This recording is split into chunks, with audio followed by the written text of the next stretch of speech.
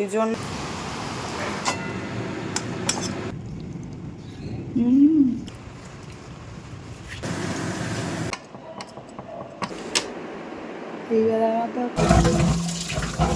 Good morning সবাইকে। জানো তো, আমাকে যদি কেউ সকালবেলা একটুখানি জোরে করে ডাকে, বিকেলবেলা তো আরও বেশি, সকালবেলা যদি কেউ আমাকে ধরো মানে একটু দনু টো এরকম করে যদি কেউ ডেকে দিল, আমার সারাটা দিন খারাপ হয়ে যায়। মানে খারাপ হয়ে যায় মিন্স মাথাটা এত ব্যথা শুরু হয়ে যায়, আর এত রাগ হয়, রাগ থেকেও মনে হয় আমার মাথা ব্যথাটা আরও বাড়ে। এবার আমি ওকেও বলি যে তুমি আমাকে এরকম করে ডাকবে। আমি বলি আমার ঘুমটা তো তোমার মতো নয়, তোমাকে এরকম করে ডাকতে হয়। আমাকে তো একবার ডাকলে আমি উঠে যাই, তুমি একবারই ডাকো, ভালো করে ডাকো, আমি উঠে যাবো। আর এরকম বলতে বলতে আজকেও এরকম করে ডাকছে মনে অনেকক্ষণ ধরে। আমি না ফার্স্টে বুঝতেই পারছি না আমাকে কেউ ডাকছে, দেখছি এরম হচ্ছে দেখছি কী হলো। তারপরে দেখি ফট করে চোখটা খুলে যাচ্ছে, ও তুমি ডাকছো আমাকে? বলছে হ্যাঁ, আস্তে আস্তে ডেকেছি। তারপরে উঠলাম, গলা ব্যথাটা আমার অনেকটাই কম আছে, অনেকটাই কমে গেছে। ভালো দিয়েছে ওষুধগুলো, তবে আরও দুদিন খেতে হবে। আজকের দিনটা সারাদিন, আবার কালকের দিনটা সারাদিন। কাজু বাদাম নিয়ে নিয়েছি অল্প, কারি পাতা অল্প, কুচিও টুকরো করে আলু কেটে নিয়েছি, আর সর্ষে আর শুকনো লঙ্কা। বাদামগুলো ভেজে নিচ্ছি, ভাবছি একটু ঝাল সুজি বানাবো। এবার আলুগুলো ভাজছি, আলুগুলো ভেজে নেবো অল্প অল্প করে, হলুদ দিই না, মানে সাদা সাদাই বানাই, ওটাই ভালো লাগে। বাদাম আর আলু ভাজা হয়ে গেছে, এবার ফোড়নটা দিয়েছি, আর লঙ্কাগুলো কুচি করে কেটে নিয়েছি ছোটো ছোটো টুকরো করে। তাহলে অল্প লঙ্কাতেও অনেক সুন্দর একটা ফ্লেভার বেরোয়, আর সব কটা মানে অনেকটা ফ্লেভারও বেরোয়, যেহেতু অনেক কটা টুকরো হয় লঙ্কাগুলোতে। অল্প একটু কারি পাতা দিয়ে দিয়েছি, কারি পাতা অপশানাল, তোমরা না দিলেও পারো, কারণ এটা ঝাল সুজি, এটা তো উপমা নয়। উপমাতে কারি পাতা দিতেই হয়, কিন্তু ঝাল সুজিতে না দিলেও হয়, শুধু শুকনো লঙ্কা আর সর্ষে ফোড়ন দিয়েও হয়।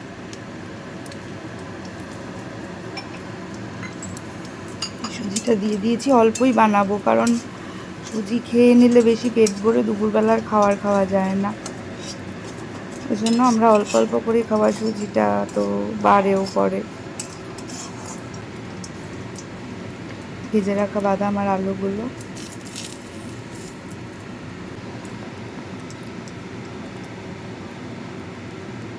এই খাবারগুলোতে আলু দিলে এত টেস্ট লাগে, যেমন আমার ম্যাগি ট্যাগিতেও আলু খুব ভালো লাগে। বললাম একবার একটু এসে খেয়ে যেতে, কিন্তু বললো যে এখন ভিড় আছে, কাউকে পাঠাচ্ছি, পাঠিয়ে দাও। এটা ওকে পাঠিয়ে দেবো, আর এটা আমরা একটু একটু করে খেয়ে নেব। হয়ে গেছে এই যে সুজি খাবো না ঘন খাবো বুঝতে পারছি না। আমার এই ঝাল সুজিটা খুব ভাল লাগে। আমার কিন্তু এমনি সাউথ ইন্ডিয়ান ডিশ কোনো কিছুই অত পছন্দ না, এমনকি ধোসা টোসা পছন্দ না, কিন্তু এই ঝাল সুজি বা সুজির উপমা, আর একটা হয় সিমইয়ের উপমা, তারপর চিড়ের উপমা, এই যে জিনিসগুলো ভালো লাগে। কিন্তু ওই এক একটা সাউথ মানে দই বড়া, ধোসা, এগুলো দই বড়া না, ওই যে কী যেন বলে না, সাম্বার, ইডলি ভালো লাগে না।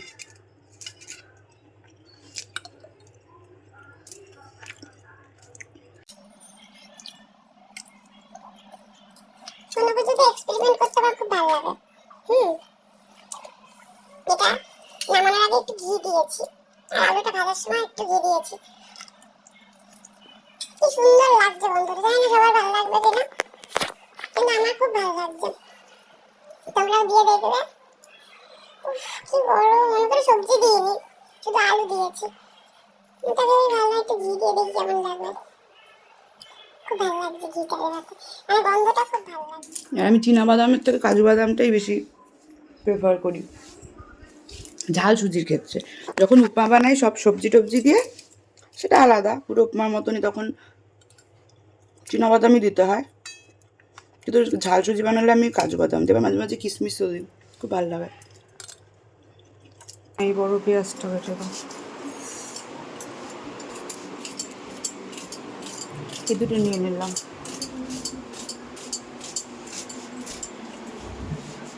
মশলাগুলো পেস্ট করব, আর পেঁয়াজ কেটে দিয়েছে, পেস্ট হয়েও গেছে। এবার একটু অল্প জল দিয়ে আর একবার মেরে নেবো মিক্সিতে, যাতে একটু পাতলা করে হয়ে যায়। ওইদিকে চাটনি নামাচ্ছে, চাটনি বানালো আর এমনি খাচ্ছে।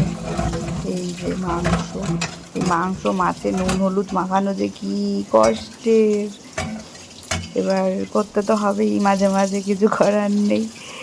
আর আমার হাতটা এতই ছোট, আর মানে রীতিমতো কাঁটাগুলোও ঢুকে যায়, মাছ মাংস বলো এই ছাড়াতে গেলে না কাঁটাটা ঢুকে যায় অনেক সময়। ওই জন্য আমাকে খুব আস্তে আস্তে তুলতে হয়। যে আস্তে আস্তে তুলছি এটা মানে শক্তির অভাবে না, ভয়ে ভয়ে যে পট করে একটা কাঁটা ঢুকে গেল। গোটা গরম মশলা আমি পেস্টেও দিই, মানে ফোড়নে দিই প্লাস পেস্টেও দিই, জানো তো। আর যদি তারপরে দেখি রান্নার শেষে কম লাগছে তখন একটু গুঁড়ো দিই, নচেত আমি গুঁড়োটা মানে গরম মশলার গুঁড়োটা খুব কম ব্যবহার করি।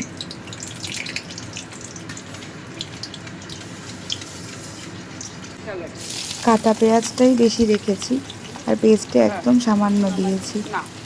আর যেহেতু মানে গ্রেভি হবে ওই জন্য একটু বেশি পেঁয়াজ লেগেছে। যদি ঝোল করতাম তাহলে আর একটু অল্প পেঁয়াজেও হয়ে যেত, কিন্তু যেহেতু একটুখানি কষা কষা খেতে চায় সবসময়, ওই জন্য একটু বেশি করে পেঁয়াজ দিতে, ওই জন্য একদম গ্রেভিটা কম পড়ে যাবে। যদিও আমরা ভাত একদম কম খাই, তাও যদি কম পড়ে মন খারাপ হয়ে যায় যদি, ওই জন্য একটু বেশি করে পেঁয়াজ নিয়েছি। তাও কষানোর পর পেঁয়াজ কইটুকুনি হয়ে গেছে দেখো। গোটা গরম মশলার পেস্ট, আর আমি না তেজপাতাও পেস্টে দিই, সঙ্গে শুকনো লঙ্কা আর কিছু গুঁড়ো মশলাও দিয়ে দিয়েছি, দিয়ে একসাথে পেস্ট বানিয়ে নিয়েছি। ওই পেস্টটা এখন ভাজা পেঁয়াজটাতে দিয়ে দিলাম। এবার পেস্টটা একটু ভালো করে কষিয়ে নিয়ে তারপরে পেস্টের জলটা দেবো, প্রথমেই জলটা দেবো না। একটু তেল ছেড়েছে দেখো, এখন জলটা দিয়ে দিয়েছি। মানে ওই মশলার বাটি মাখানো জল যেটা।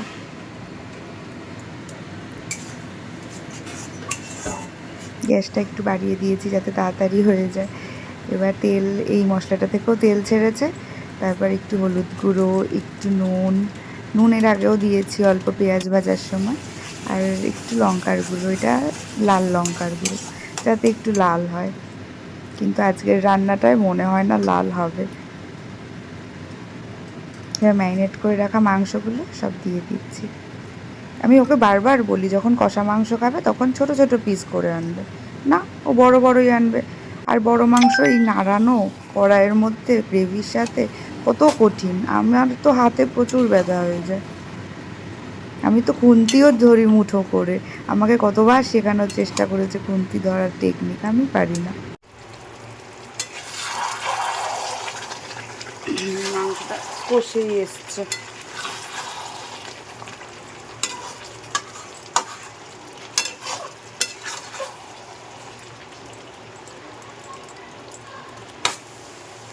একটা পেস্ট বানিয়েছিলাম, সেটা হচ্ছে, বাবা গো এটা এত শক্ত খুলতেও পারি না,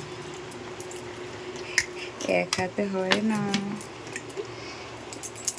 এটা বানিয়েছিলাম হচ্ছে একটু টক দই আর একটু আমন্ড দিয়ে। কারণ আমি একটা কালো মাংস করি, ওই মাংসটাতে আমন্ড দিয়ে করি, এত স্বাদ হয় খেতে, এত ভালো লাগে এই মাংসটা খেতে, মানে এই কালা ভুনা টাইপের। ওই জন্য ভাবলাম যে অন্য বাদাম বা কাজু বাদাম না দিয়ে অল্প একটুখানি, কারণ আমি মাংস রান্নায় টক দই বা টমেটো এই জিনিসগুলো খুব একটা দিই না, অ্যাভয়েডই করি। আমার টমেটো তো ভালোও লাগে না সব রান্নায়, দিলেও খুব ছোট্ট একটা পিস দিই, সেটা আলাদা। কিন্তু আমার এই আমন্ডের ফ্লেভারটা এত সুন্দর, তোমরা কখনো এমনি নর্মাল, ওটা তো অন্যরকম রেসিপি একটা, ঠিক আছে, কিন্তু তোমরা এমনি নর্মাল কোনো মাংসে একটু আমন্ড দেবে, খুব ভালো লাগে। জানি না এটা কেমন লাগবে, দেখা যাক। একটু বাদামটা দিয়েছি এই জন্য এটার রঙটা কালো হবে, মানে ডিপ লাল হবে না, ঠিকই আছে, ওকে আমি বারবার বলি যে যখন কষা মাংস খাবে ভাবো তখন তুমি দেবে, ও ছোটো ছোটো পিস করে আনাবে, তাহলে আমার নাড়াতে সুবিধা হয়, কারণ জল কম যাচ্ছে, বড় বড় পিস নাড়াতে গেলে তো তখন ভেঙে যাবে। ছোটো মাংস কষে গেছে তখন কষা হয়ে গেলে নাড়ানো যায়। দেখেই বলবে তুমি কালো কালো করনি। গরম মশলাটা যেহেতু পেস্টেও দিই আমি, ফোড়নেও দিই, ওই জন্য আমি গুঁড়োটা দিই না। গুঁড়ো মশলাটা আমার ভালোও লাগে না অতটা, কিন্তু যদি কখনো মনে হয় যে কম হয়েছে, একটু গন্ধ কম লাগছে বা একটু দেওয়া যায়, তখন দিই, অগত্যা কিছু করার থাকে না। একটু ঘি দিয়ে দিয়েছি। একটু ঠান্ডা হোক, পরে আমি দেবো। ঠিক আছে, আর হয়ে গেলে বাইরে ফ্যানটা বন্ধ করে দিই, ঠিক আছে? ঠিক আছে, রান্নাঘরটা লক করে দিই। হয়ে গেছে। ডান। টিং টং টং টং। রান্না হয়ে গেছে, এখন চটপট গ্যাসটা মুছেই চানে দৌড় লাগাবো, কারণ প্রায় 1:30টা বেজে গেছে। আমি চান করে আসবো, কারণ গোপালকে না দিলে সবাই খেতেও পারবে না। আমাকে জিজ্ঞেস করলো যে গোপালকে দিয়ে দেবে কিনা, যেহেতু মায়ের স্নান হয়ে গেছে। আমি বললাম যে থাক, আমিই দিয়ে দেবো। সকালে পুজো দেয়, সন্ধেও দেয়, গোপালের দুপুরবেলা সেবাটা আমি চেষ্টা করি আমি দিয়ে দেওয়ার। তো কখনো খুব দেরি হলে বা না থাকলে সেটা আলাদা। আবারে কি করুন,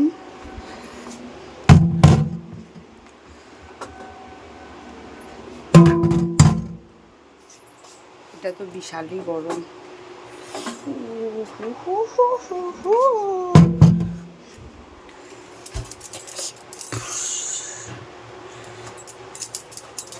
আমার এইটুকুনি হাত, তার মধ্যে যদি খাই ছ্যাঁকা, তাহলে আমার হাতের আর অবশিষ্ট জায়গা কইটুকুনি থাকে বলো তো?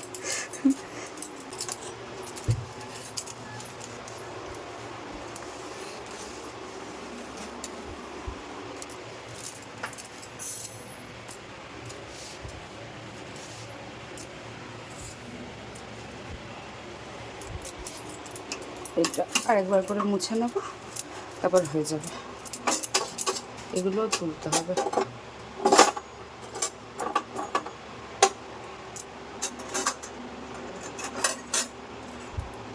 এগুলোর মধ্যেও তেল তেল পড়ে, আর এগুলোর জন্য নিচটা মোছা যায় না। এটা এখন তোলার আমার ক্ষমতা আছে, আছে, হয়েছে। ঠান্ডা স্টিল তো, তাড়াতাড়ি গরম হয়, তাড়াতাড়ি ঠান্ডা হয়ে যায়। আপডেট।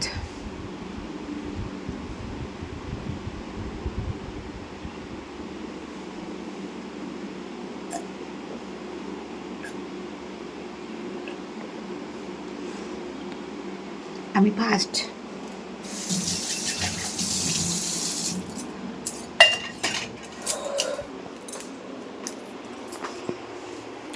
হয়ে গেছে, এই জায়গাও পরিষ্কার করা হয়ে গেছে, রান্না টান্না সব সেটিং করা হয়ে গেছে। এবার আমি চটপট করে স্নান করতে যাব। স্নান করে এসে গোপালকে দিয়ে আসছি।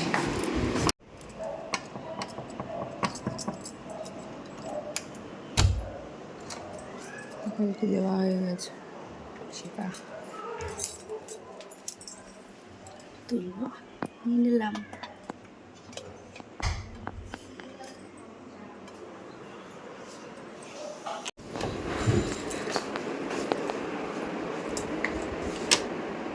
এইবেলা মতো কমপ্লিট, শুধু খাবো। ও আসলে খাবো, এখন তো খাবো না। ও আসবে, এসে স্নান করবে, একটু গাইলার মতো বসে থাকবে, তারপরে স্নান করে আসবে, তারপরে খাবো। তখন তারা মারবে, বারো বারো বারো বারো। স্নান করে উঠলে সবার খিদে পায়, বুঝছো? আমারও পায়, কিন্তু আমি অপেক্ষা করি।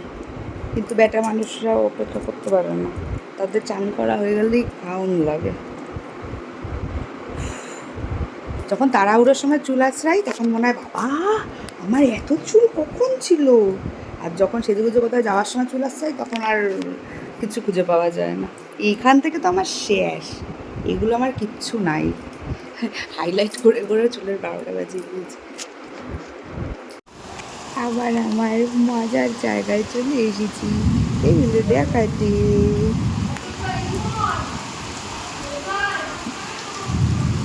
বৃষ্টিটা ঠিক তখনই হয় যখন আমার স্নানটা হয়ে যায়। কেন রে, স্নান হওয়ার আগে একটু আসতে হবে না? তাহলে তো আমার তো বুঝতে পারবি। খাবে না নাকি?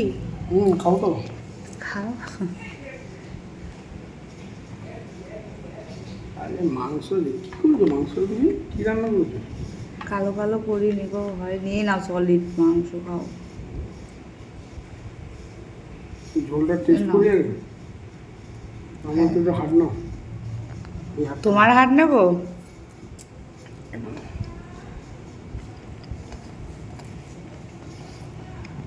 তুমি ফার্স্ট বাইটটা দিয়ে একটু দেখাও।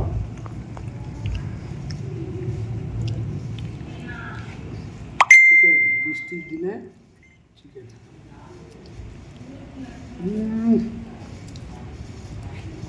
ভালো হয়েছে? কেমন রান্না করে তোমার বউ? খুব সুন্দর, দারুণ, খুব সুন্দর, দারুণ। ফাটাফাটি। লঙ্কা পেলে দেবে। তুমি বললে না তো কেন কালো কালো মাংস করিনি, জিজ্ঞেস করলে না তো তুমি করনি? কেন? যদি ভালো লাগছে না। দারুণ। দেবে নেবে একটু নিয়ে নেবো? একটু নাও। তাহলে বললে কেন নেবে না? আবার নেবে? তোমার তো রয়েছে গো। একটু ভাত দাও না তুমি। না না, অল্প ভাত দেখে গেছে? রেখে গেছে, কিন্তু আমি একটুখানি কমাবো। না হ্যাঁ নাও, একটু নাও। একবার নিতে নেই, একবার নিতে নেই। ইঁদুরের মতো নিচ্ছ কেন? একটু ডলো, লঙ্কা অল্প, কতগুলো লঙ্কা দিয়েছি, পরে নি।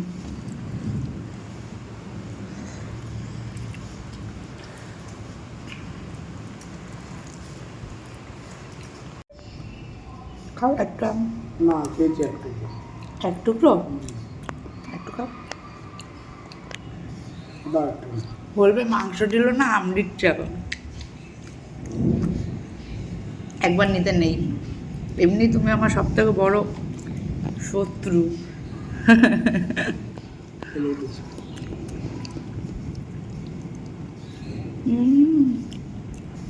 जलेबी बाई।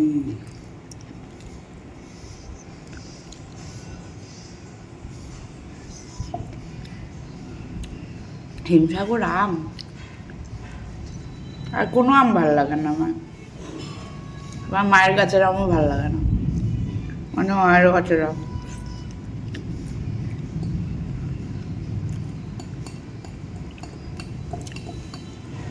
ওদের কি ওদের